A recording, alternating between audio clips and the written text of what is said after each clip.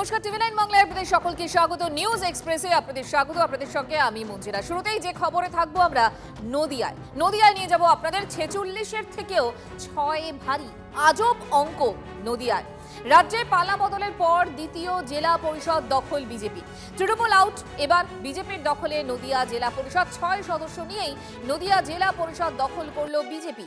52 সদস্যের নদিয়া জেলা পরিষদে তৃণমূলেরই 46 জন ছিল, কিন্তু 46 সদস্যের মধ্যে 31 জনই ভোটাভুটিতে গড় হাজির থাকলো, আর সেখান থেকেও বিরত 15। 6 সদস্য নিয়েই নদিয়া জেলা পরিষদ দখল বিজেপি। পূর্ব মেদিনীপুরে নদিয়া বিজেপির দখলে দ্বিতীয় জেলা পরিষদ।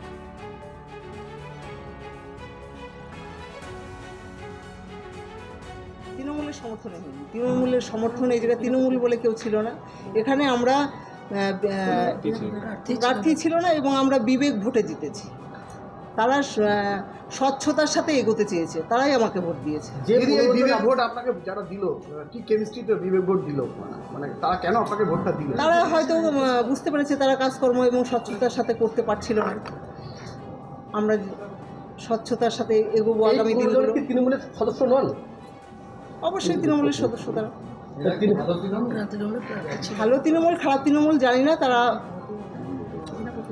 বিনা প্রতিদ্বন্দ্বিতায় জিতেছি আমি। এই মুহূর্তে মহাদেব আমাদের প্রতিনিধি আমাদের সঙ্গে রয়েছেন, কথা বলবো তার সঙ্গে। মহাদেব, একটু অঙ্কটা বোঝার চেষ্টা করবো। 46 জন সদস্য, তার মধ্যে 31 জন ভোটাভুটিতে গড় হাজির, 15 জনও তার মধ্যে বিরত থাকলো। তার জন্যই 6 সদস্য নিয়ে নদিয়া জেলা পরিষদ দখল করলো বিজেপি। এই যে 31 জনই ভোটাভুটিতে গড় হাজির, তাদের বক্তব্য কি? তারা কি চাইছে? তারা কোন দিকে যেতে চাইছে? কেন তাদের এই সিদ্ধান্ত? দেখো, মূলত বলা যায় যে জেলা পরিষদের সদস্য সংখ্যা 52 জন, তার মধ্যে বিজেপি রয়েছে 6 জন, তৃণমূলের 46 জন। আর এই 46 জনের মধ্যে অনাস্থা আনা হয় ওই তৃণমূলেরই সভাধিপতির বিরুদ্ধে, এবং সেই অনাস্থার কারণে কিন্তু ভোটাভুটি এবং সেই ভোটদানে কিন্তু অংশগ্রহণ করেও ভোটদানের থেকে বিরত থাকলেন 15 জন সদস্য। এর মধ্যে সভাধিপতি তিনি যখন জেলা পরিষদে প্রবেশ করেন, তখনই তাকে লক্ষ্য করে ডিম বৃষ্টি শুরু হয়।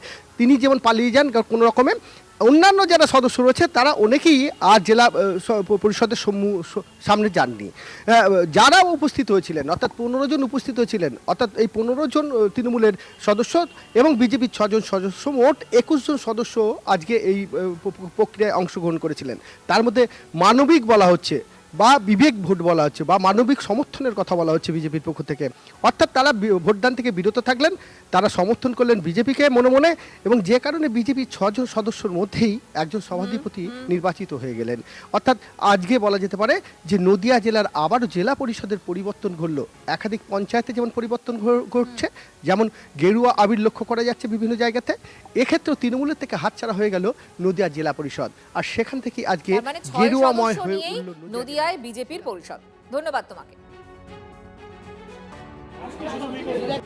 আমাদের এমপি সাহেব সাধারণ বিবেক ভোটের আহ্বান জানিয়েছিলেন, আর সেটা আজকে যে সভাধিপতি নির্বাচন ছিল সেখানে আমরা দেখলাম যে স্বতঃস্ফূর্তভাবে আজকে বিভিন্ন রাজনৈতিক দল থেকে তারা সেখানে সামিল হয়েছিল আজকে সভাপতি নির্বাচনের পক্ষে। আর সেখানে সবাই মিলে কোনো প্রার্থী সেখানে তারা দেয়নি, একটাই প্রার্থী, ভারতীয় জনতা পার্টির প্রার্থী প্রণতি বিশ্বাসী সেখানে নাম এসছে এবং তারা সবাই তাকে সমর্থন করছে। আমরা কৃষ্ণনগরের জেলা পরিষদ গঠনের সময়ও দেখলাম কিভাবে রাষ্ট্রশক্তি ব্যবহার করে তৃণমূল কংগ্রেসকে কিভাবে শেষ করা যায়, যেটা চলছে আর কি গত কয়েক মাসে বাংলার মানুষ তার সাক্ষী। সেই একই জিনিস আবার দেখলাম আমরা কৃষ্ণনগরের জেলা পরিষদে। রাষ্ট্রশক্তির ব্যবহার করে 6টা মেম্বার নিয়ে বিজেপি, যাই হোক বিজেপির প্রার্থী আসছেন, সভাধিপতি হচ্ছেন। বিজেপির 6 জন মেম্বার, সেখান থেকে সভাধিপতি নির্বাচিত হচ্ছে। তাহলে তো বোঝাই যাচ্ছে যারা কিভাবে রাষ্ট্রশক্তির ব্যবহার করে আজকের এই ক্ষমতায় আসা।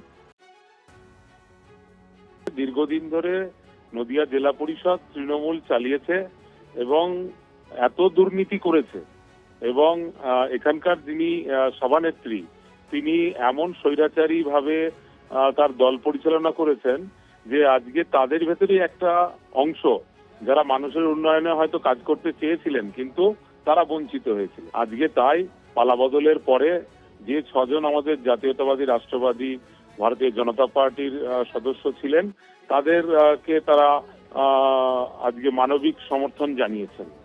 এবং আমাদের ভারতীয় জনতা পার্টি থেকে প্রণতি বিশ্বাস, তিনি আজকে সভাধিপতির যে নির্বাচন, তিনি সেখানে নির্বাচন লড়েছিলেন, কিন্তু ভেতরে যারা ছিলেন তারা কেউ আর অন্য দ্বিতীয় নাম করেননি নিজেদের তৃণমূল কংগ্রেসের। ফলে একটা প্রতিদ্বন্দ্বিতা না থাকার কারণেই আজকে প্রণতি বিশ্বাস মহাশয়া আজকে ভারতীয় জনতা পার্টির পক্ষ থেকে জেলার সভাধিপতির পদে তিনি নির্বাচিত হয়েছেন।